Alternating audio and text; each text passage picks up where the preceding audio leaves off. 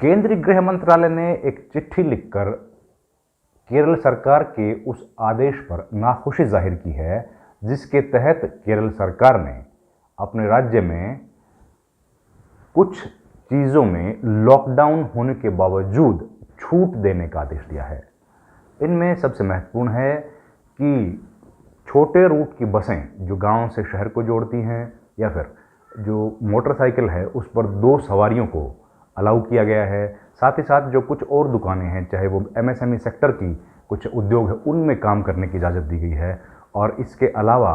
जो hair dresser यानी कि हेयर ड्रेसर की दुकानें हैं उनको खोलने की इजाज़त दी गई है। कुछ रेस्टोरेंट को भी, जो रेस्टोरेंट्स हैं उनको चलाने की इजाज़त भी केरल सरकार ने दी है।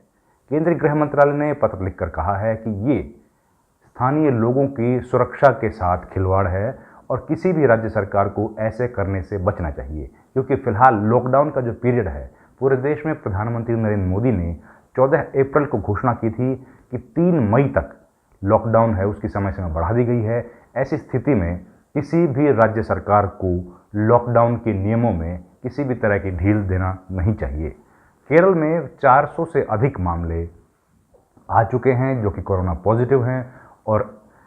लगातार केंद्रीय गृह मंत्रालय, केंद्र सरकार लगातार कोशिश कर रही है कि पूरे देश में लॉकडाउन लगाकर लगातार बढ़ रहे कोरोना संक्रमण को रोका जाए। ऐसे में केरल सरकार की तरफ से दिए गए आदेश पर केंद्र सरकार की नाखुशी जाहिर की गई है। इसके अलावा लगातार केंद्र सरकार जो 20 अप्रैल है लगातार कोशिश कर रही है कि लोगों का जीवन उसमें किसी भी तरह की तकलीफ ना आए, घरों में उनको तमाम राशन से लेकर भोजन तक की सुविधा उपलब्ध हो और ज़रूरत के हिसाब से अलग अलग सेक्टर्स को ध्यान में रखते हुए ढील दी जा रही है। खेती का वक्त है क्योंकि और उसमें खेती में काफ़ी ढील दी गई है, मछुआरों को ढील दी गई है,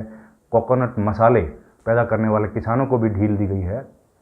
और तमाम जो किसान हैं जिनकी फसल पककर तैयार हो गई है वो लोग अलग अलग इलाके में मंडियों में जाकर सरकार ने जो सुविधा दी है कि एसएमएस के माध्यम से जानकारी दी जाएगी, उसके तहत लॉकडाउन में जो ढील दी गई है उसके तहत वो लोग अपनी फसल को उन इलाकों में जाकर बेच सकते हैं।